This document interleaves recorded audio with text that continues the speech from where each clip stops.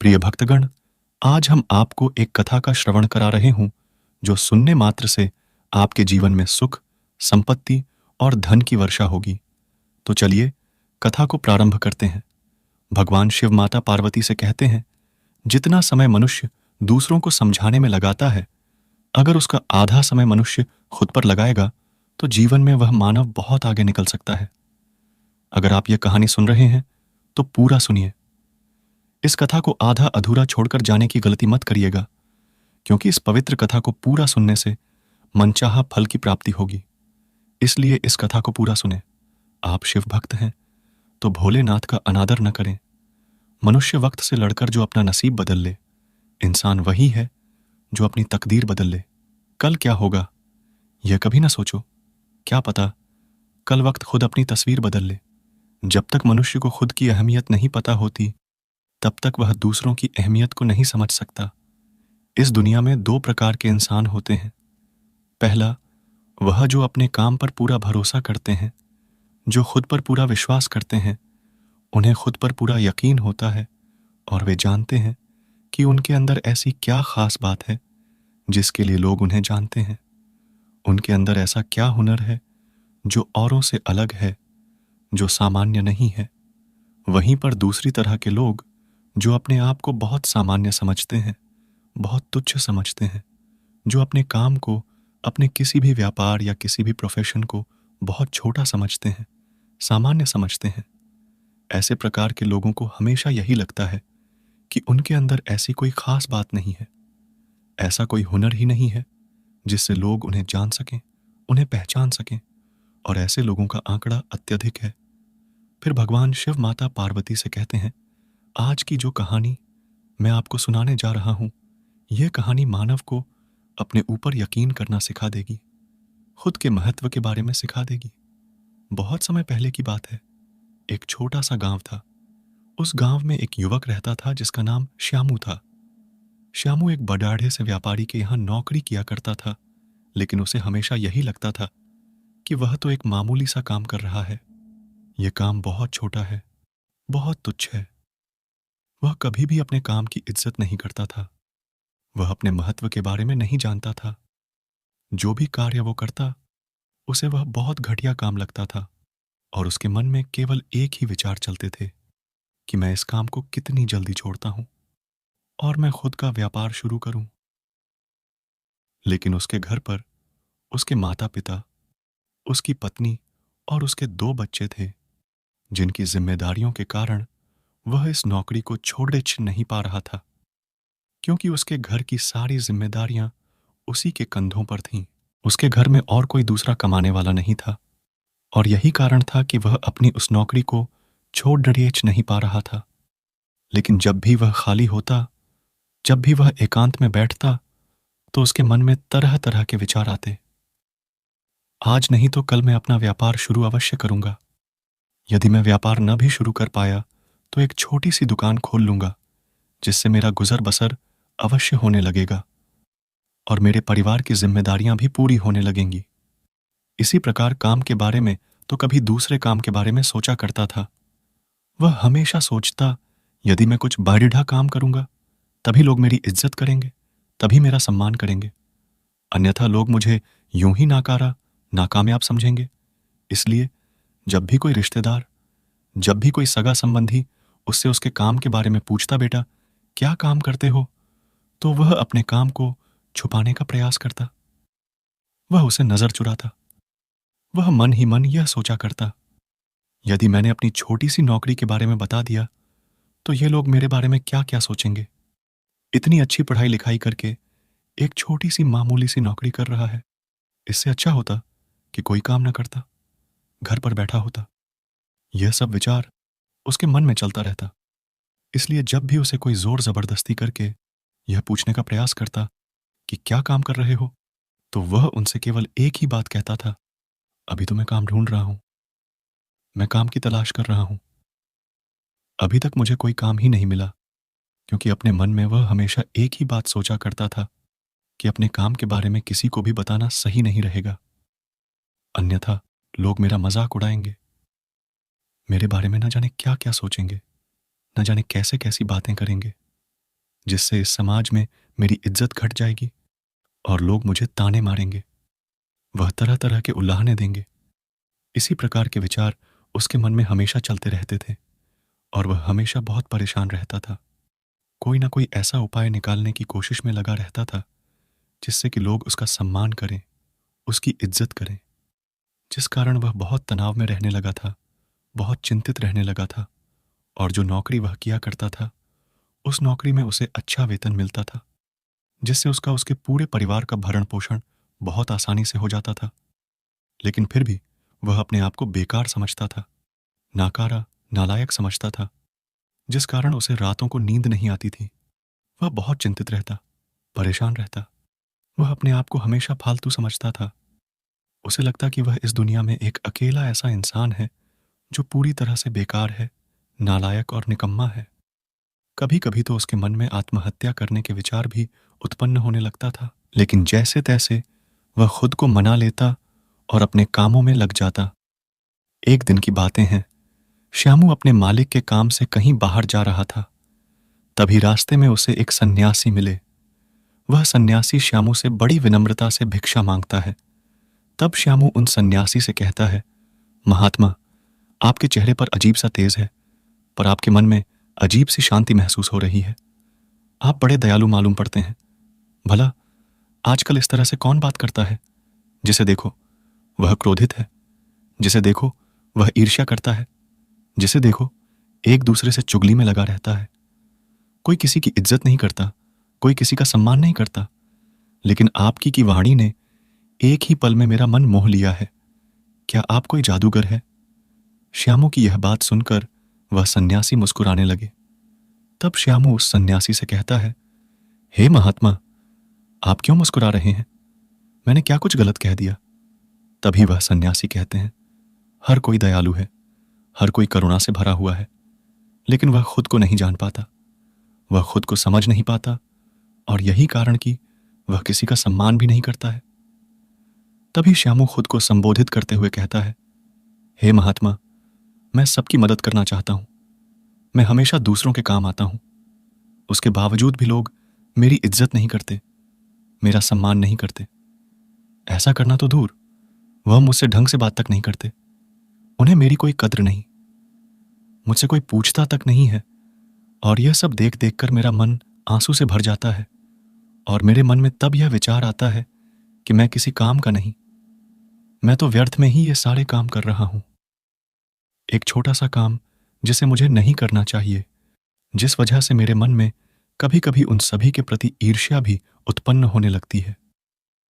हालांकि मैं उनका बुरा नहीं चाहता, मैं हमेशा दूसरों की मदद करना चाहता हूं, लेकिन वह लोग कभी मेरी इज्जत नहीं करते, न ही मेरा सम्मान करते हैं।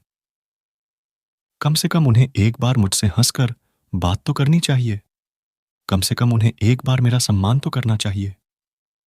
उन लोगों को कम से कम एक बार यह दिखाना तो चाहिए कि वह मुझसे प्रेम करता है, मेरा सम्मान करता है, मेरी कद्र करता है। तभी वह सन्यासी श्यामू से कहते हैं, बंदे, क्या तुम्हें भी ऐसा प्रतीत होता है मानो तुम बहुत छोटे हो?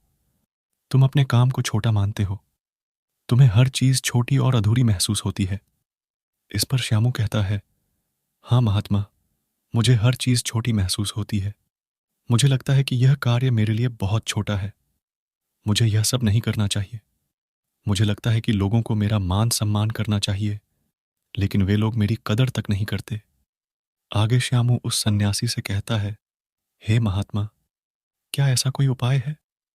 क्या ऐसा कोई तरीका है जिससे लोग मेरी इज्जत करें, मेरा मान सम्मान करें और इस समाज में मैं दूसरों के बीच, अपने परिवार के बीच अपनी महत्वता को बढ़ा सकूं?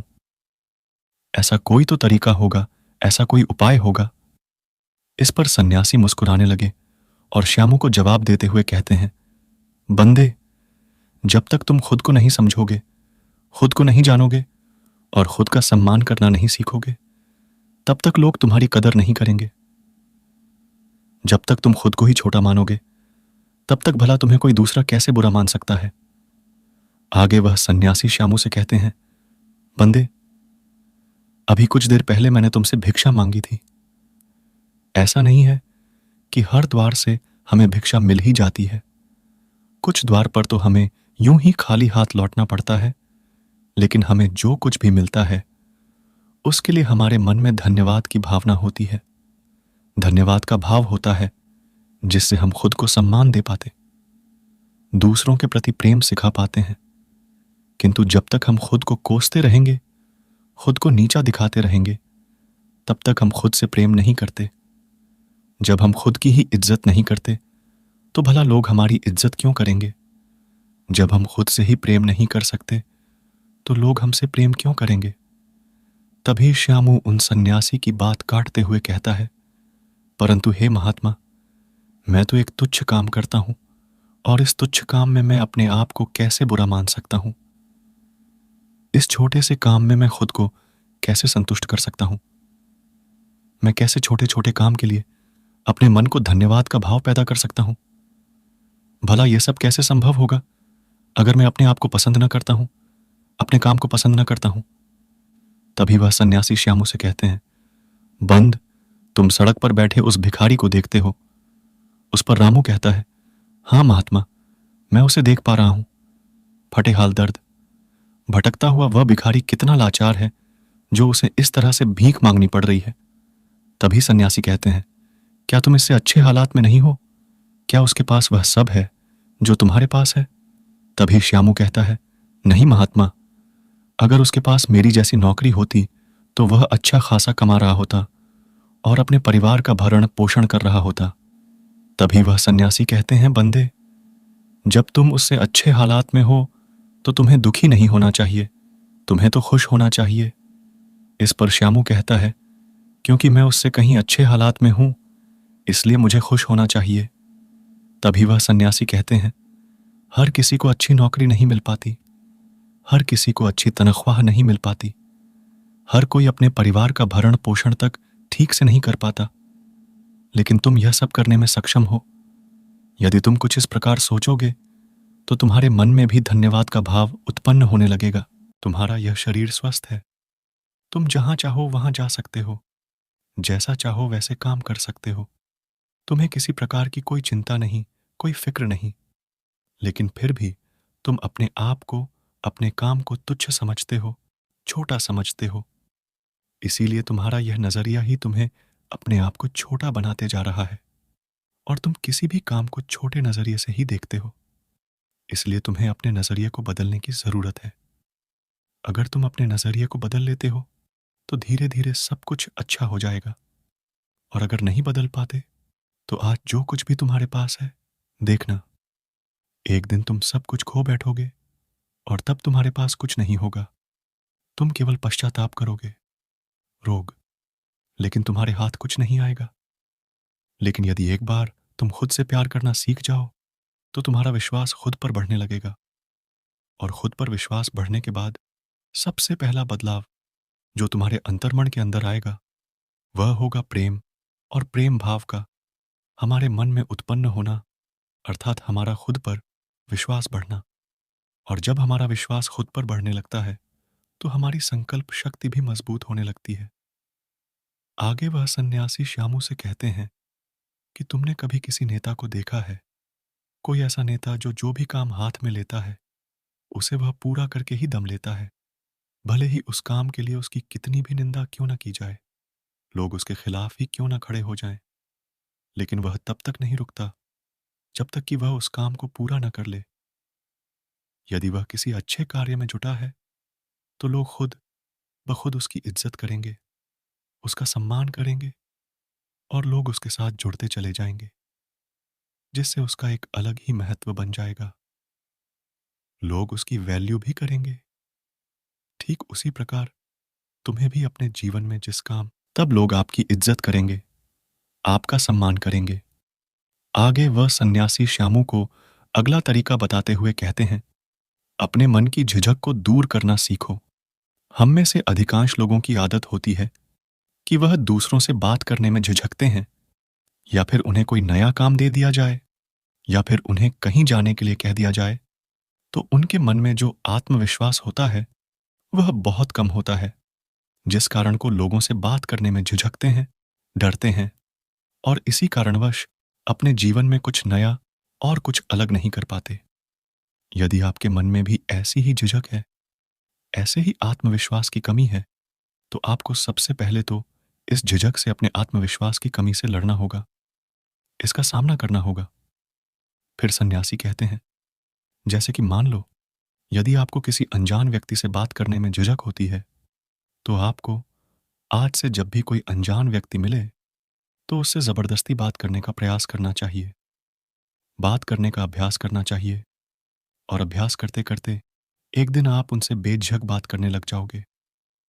आप किसी भी अनजान व्यक्ति से धारक बात कर पाएँगे। मानो ऐसा लगेगा ही नहीं कि आपने कभी उनसे मिला तक नहीं, और यह आपकी पहली मुलाकात है। और जब आपके अंदर यह आत्मविश्वास जग जाएगा, या आत्मविश्वास बिहाज जाएगा, तो जब भी आप लोगों के सामने अपनी बात रखेंगे, तो वह साफ और स्पष्ट तौर पर रख पाएँगे, जिससे लोगों को आपकी बात साफ और स्पष्ट तौर पर समझ में आएगी, और लोग आपकी बातों से सहमत होंगे। आगे वह सन्यासी श्यामू को अगला तरीका बताते हुए कहते हैं, श्यामू, मेरी एक बात याद रखना, तुम चाहे कितने भी भौतिक सुख पालो, लेकिन घमंड कभी ना करना, क्योंकि घमंड की तलवार ऐसी है, इसकी धार इतनी तेज है कि कब तुम्हारी गर्दन कट जाएगी, तुम्हें पता तक नहीं चल पाएगा। हम में से अधिकांश लोग उपलब्धियां हासिल करने के बाद, कुछ लोगों को यह बुखार हो जाता है, कुछ लोगों को यह घमंड हो जाता है कि उनसे सर्वश्रेष्ठ और कोई है ही नहीं। वह जो कुछ कर रहे हैं वही सही है, और बाकी जो कर रहे हैं वह गलत है। जैसी वो बातें करते हैं वह सही है, जैसे वह कपड़े पहनते हैं, जो वह काम करते हैं, वह सब कुछ सही है, और बाकी सब गलत है। जिस कारण आप लोगों की कदर करना भूल जाते हैं, लोगों की इज्जत करना भूल जाते हैं। आपके सामने यदि आपसे कोई अधिक जानता है, आपसे अधिक कोई उपलब्धि हासिल करने वाला व्यक्ति भी आपके सामने खड़ा हो, तो आप उससे कभी कुछ सीख नहीं सकते, बल्कि आप उसकी निंदा करेंगे, उसका अपमान करेंगे। इसलिए जब भी हम अपने जीवन में कोई नई उपलब्धियां हासिल करते हैं, जो आसान नहीं होती, तो हमारे मन में यह घमंड भी पनपने लगता है। ऐसे समय पर हमें अपना निरीक्षण करते रहना चाहिए कि कोई उपलब्धि हासिल करने के बाद हमारे भीतर अहंकार तो नहीं भर रहा है। कहीं हम अपने नीचे ओहदे वाले व्यक्तियों से गलत तरीके से पेश तो नहीं आ रहे। कहीं हम अपनी बातों से किसी का अपमान तो नहीं कर रहे, किसी का मजाक तो नहीं उड़ा रहे हैं, किसी को छोटा तो नहीं समझ रहे हैं। इस बात का निरीक्षण आध्यात्मिक उन्नति के लिए बहुत जरूरी होता है, क्योंकि आध्यात्मिक उन्नति में हमारा अहंकार ही सबसे बड़ा रोड़ा होता है। आखिर में सन्यासी श्यामू से कहते हैं, हम सभी इस समाज में रहते हैं, और यह समाज हमारे लिए ही बनाया गया है। इसलिए हमें इस समाज की मदद करनी चाहिए, इस समाज में रहने वाले लोगों की मदद करनी चाहिए, उनके सामने अच्छे से पेश आना चाहिए। ये सारी बातें समाज भी एक बहुत ही समझदार इंसान के तौर पर पेश करती हैं, और लोग आपसे हमेशा जुड़े रहने का प्रयास करते हैं, क्योंकि उनके मन में जो प्रेम है, जो भाव है, आपके प्रति जो इज्जत है, वही उन्हें आपसे जोड़े रखता है। जिसे लोग आपका मान करते हैं, आपका सम्मान करते हैं, आपकी इज्जत करते हैं, और लोग आपकी कदर भी करते हैं। इसलिए पहले खुद से प्रेम करना सीखो, अपने काम से प्रेम करो, अपने आप से प्रेम करो, धन्यवाद का भाव पैदा करो, क्योंकि हर कोई यहां पर आभारी है। यह समाज, यह दुनिया हमें केवल इस्तेमाल करने के लिए मिली है, और हम हैं कि इस पर अपना हक मान लेते हैं, और जैसे चाहे इसका इस्तेमाल करते हैं, लेकिन कभी आभार व्यक्त नहीं करते। आगे वह सन्यासी श्यामू से कहते हैं, आज से ही अपने आप को छोटा समझना भूल जाना, क्योंकि जब तक तुम खुद को छोटा समझोगे, तब तक तुम हर चीज में निंदा ही करोगे, निंदा ही देखोगे, और लोगों के प्रति ईर्ष्या का भाव भी रखोगे। इसलिए आज से अपने मन से यह भाव निकाल देना कि तुम छोटे हो, और तुम एक तुच्छ काम कर रहे हो। जैसा कि मैंने तुम्हें पहले बताया, जितना तुम पा रहे हो, जो तुम कर रहे हो, बहुत के नसीब में भी नहीं होता। इसलिए आज से यह भाव बदलकर उसकी जगह पर प्रेम का भाव उत्पन्न करो।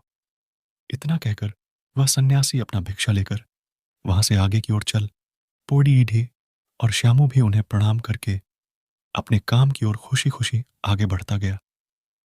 इतना कहकर भगवान शिव इस कहानी को समाप्त करते हैं। इस वीडियो को बोलते समय कोई त्रुटि हो तो मैं क्षमा चाहती हूँ। उम्मीद है आप सभी को यह वीडियो अच्छी लगी होगी। अगर आप शिव के सच्चे भक्त हैं, तो चैनल को सब्सक्राइब और वीडियो को लाइक करके कमेंट में हर हर महादेव लिख दीजिए।